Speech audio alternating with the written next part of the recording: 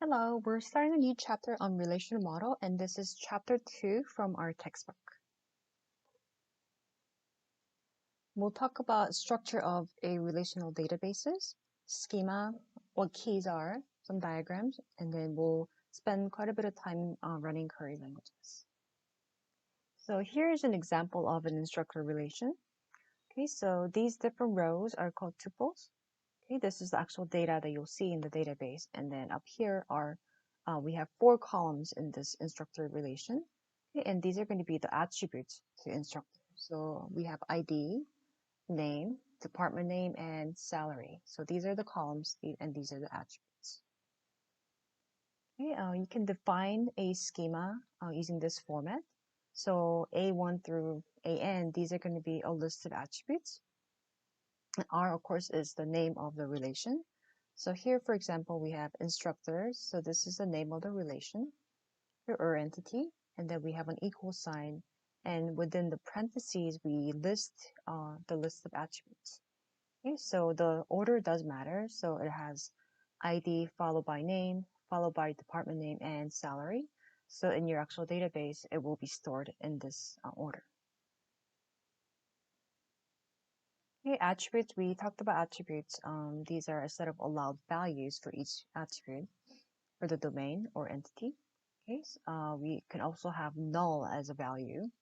Okay, so sometimes you're missing the data. Maybe you're missing the instructor's salary information, then it will show up as null. So this indicates that this value is unknown. We don't know the value, so it's left as blank. So these values can cause complications. So you want to make sure that most of the values are all present and it's not null. Okay, so these relations are usually unordered unless you specify that you want to order them in, by whichever attribute. So here, these are unordered as you can see. The ID numbers we have 22,222 followed by 12,121. So it's not ordered by ID. So let's see if it's ordered by name. So we have E, W back to E, K and C. So it's not ordered by name. Same with the department name. It's not ordered any specific way. Same with the salary. We have 95,000, 90,000, 60,000, and then back to 75,000. So this is going to be unordered. So we have a database schema is the logical structure of the database. Okay, and then the instances are actual data. Okay, so we have schema called instructor, which has ID, name, department, and salary. Okay, and you later on when you go into SQL, you'll specify the data type of each attribute. Okay, so I talked about primary keys or super keys. Okay, so one of the attributes will be a key. Okay, so there are different types of keys. Okay, so super key is and R is the value that for K that's sufficient to identify a unique tuple. So ID in an instructor is a key because ID alone is going to be unique. No two instructors will have the same ID. Okay, ID along with the name, the combination of ID and name are, of course, that's also a key, although name is not really needed. Now, name alone is not enough to be a super key because you can have more than one person have the same name. Okay, so these are the examples of super key. Okay, candidate key is minimal. So among ID and ID, comma name, ID is minimal, right? So ID alone can identify an instructor. ID and name, this is not minimal because we can just identify something just by using ID. So ID in this case is a candidate key as well. So candidate key is harder to achieve. Okay, it's going to be kind of a minimal set. Okay. We also have foreign keys. So these are foreign keys, certain keys that are referencing another table's attributes. So you can specify this when you're building a database. Okay, so we'll talk about how to do that when we go into MySQL.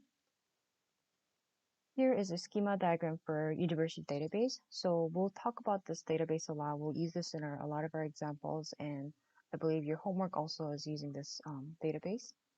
So up here, All of these are different entity sets. We have takes, section, time slot, classroom, teaches, prereq, course, instructor, advisor, department, student. All of these are entities.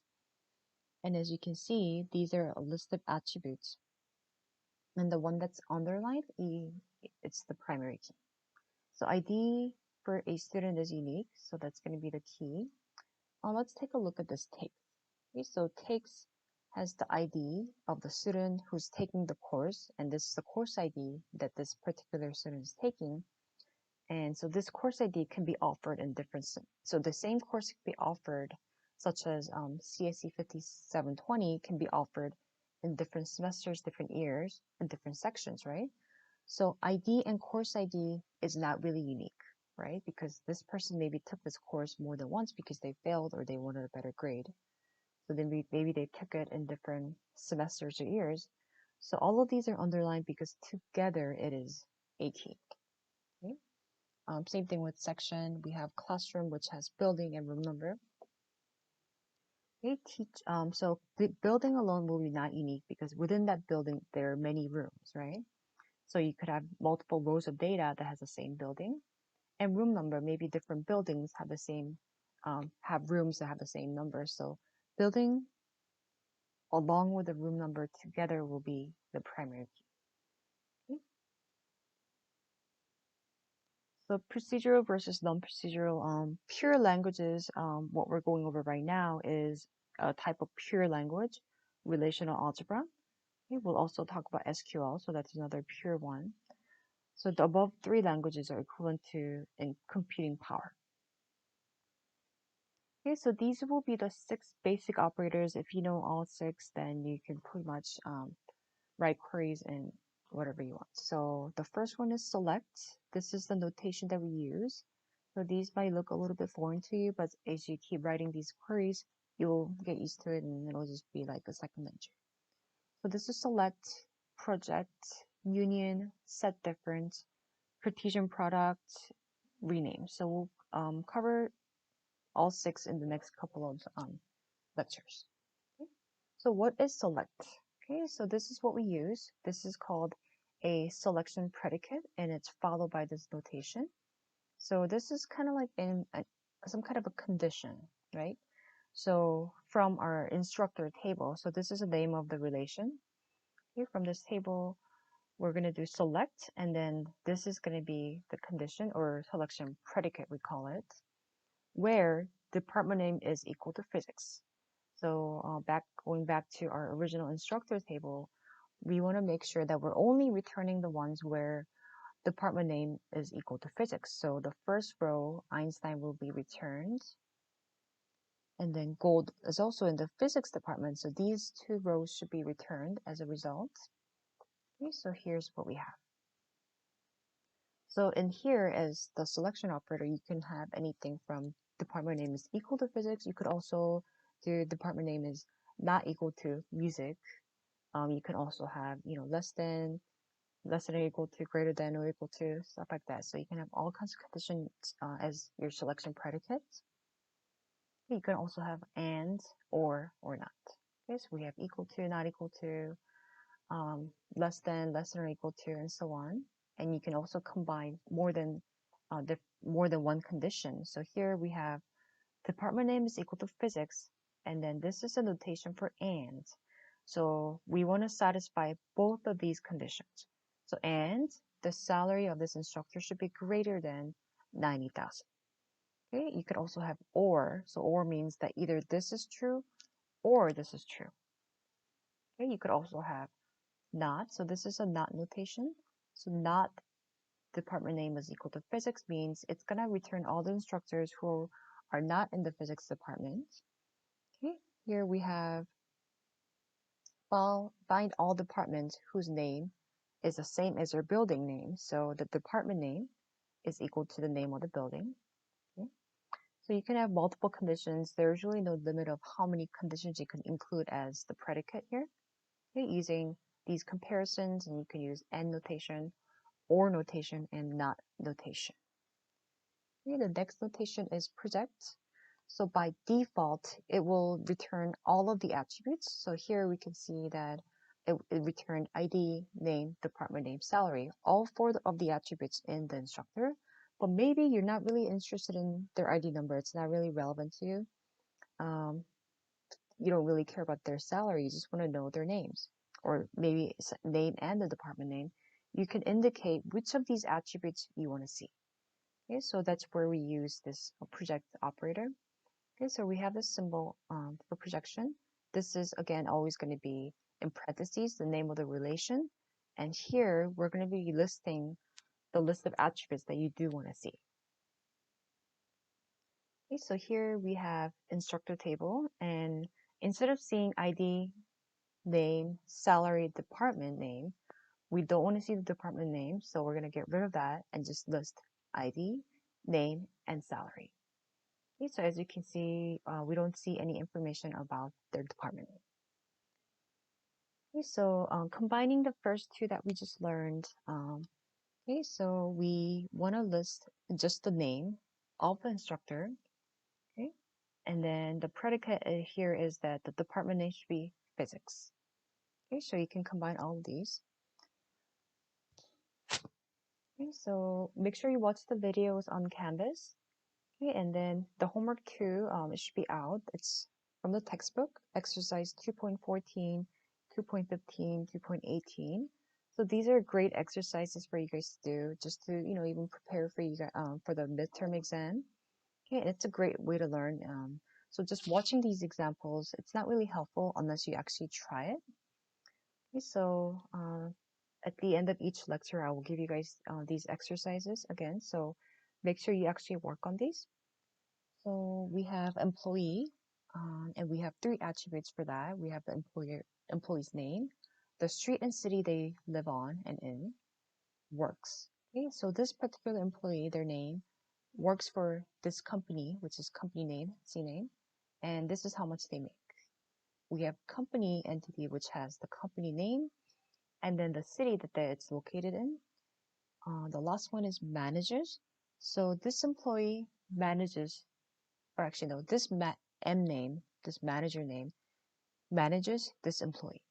And keep in mind that this M name, this manager is also an employee. Okay, so these are initially going to be very simple. Just find the salary of employees who work at Coyote Quest.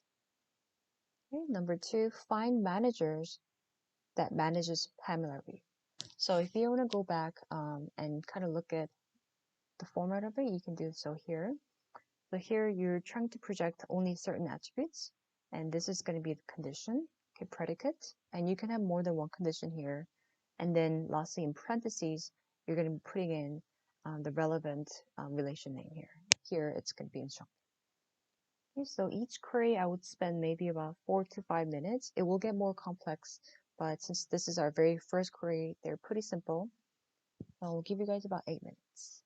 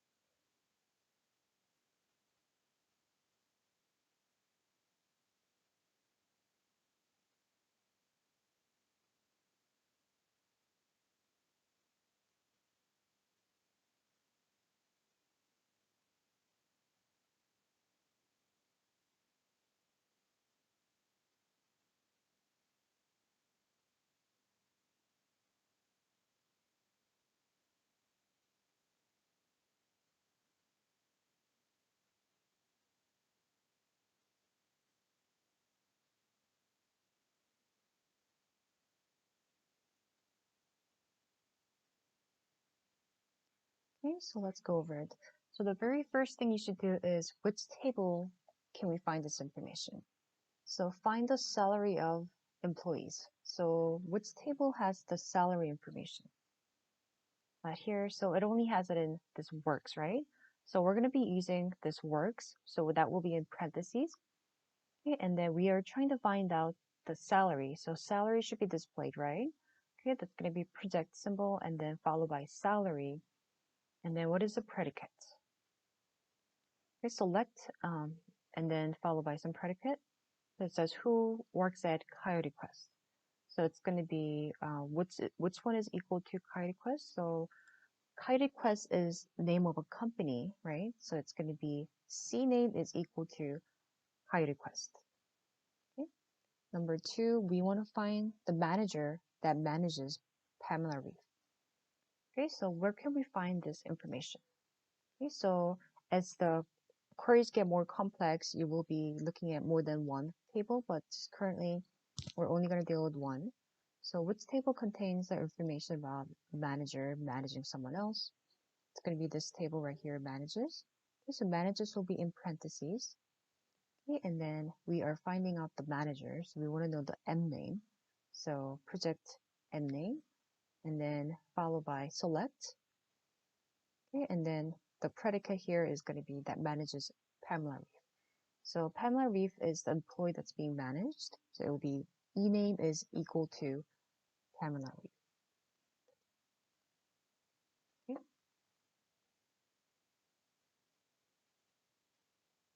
Okay, let's move on to the next two. Number three, find the names of employees that live on University Parkway, San Bernardino. Number four, find the names of employees who works at Cosmopolitan that makes greater than or equal to $70,000. So again, I'll give you guys about 8 minutes.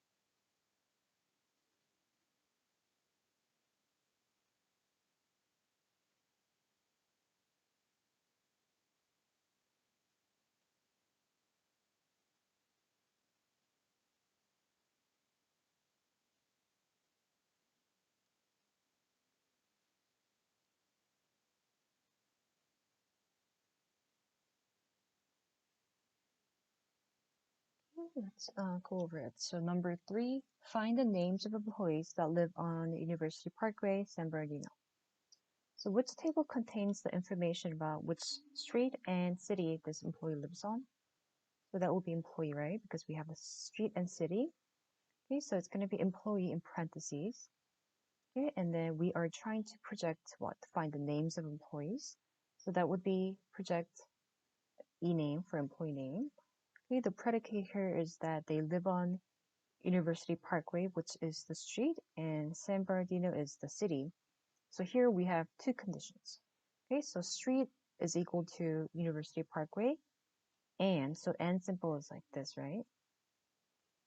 And then city is equal to San Bernardino. Okay, number 4, find the names of employees who works at Cosmopolitan that makes greater than or equal to 70,000. So where can we find this information? So the company that they work for and then their salary, which is in this works table. So we're going to put works in parentheses. That's the relation. We're trying to display the name of the employee, which is ename. So project ename. Here we have two condition as the predicate. Okay, select symbol and then CNAME, company name is equal to Cosmopolitan, and then their salary is greater than or equal to 70,000. So here is what you should have.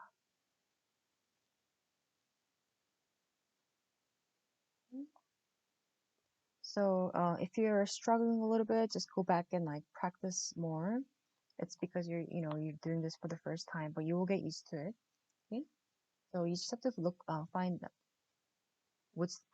which table, and then you have to select, and then you have to have the conditions. So just kind of memorize this format. Okay. So last two, number 5, we have find the names of companies that are not located in the city of LA. Number 6, find the names of employees that live on San Manuel Boulevard, Highland. So this is kind of together, or Seminole Drive, Cabazon. Okay, so this number 6 might be a little bit tricky. So again, I'll give you guys about 7 to 8 minutes.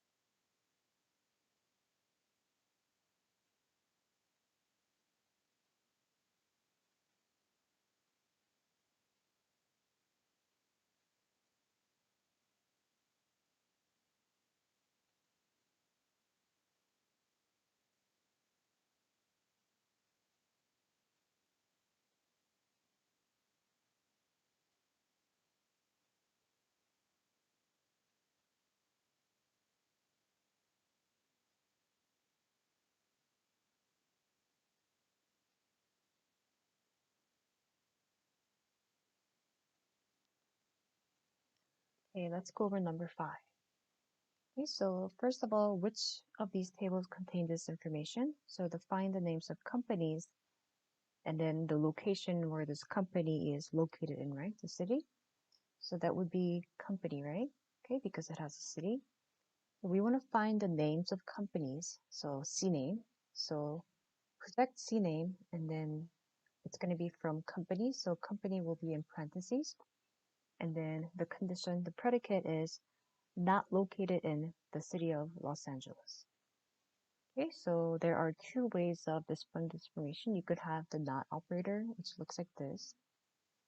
And then you could do city is equal to Los Angeles, or you could do city, and then you could do exclamation point, and then you have an equal sign LA. And number 6, find the names of employees, and then it has information about where they live.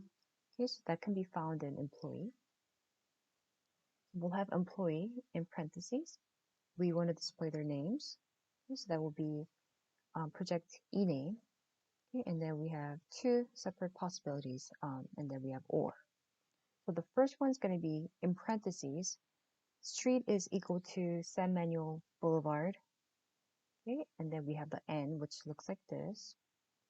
And then city is equal to Highland, and then close the parentheses. Okay, and then we have or, which looks like this, like a little V.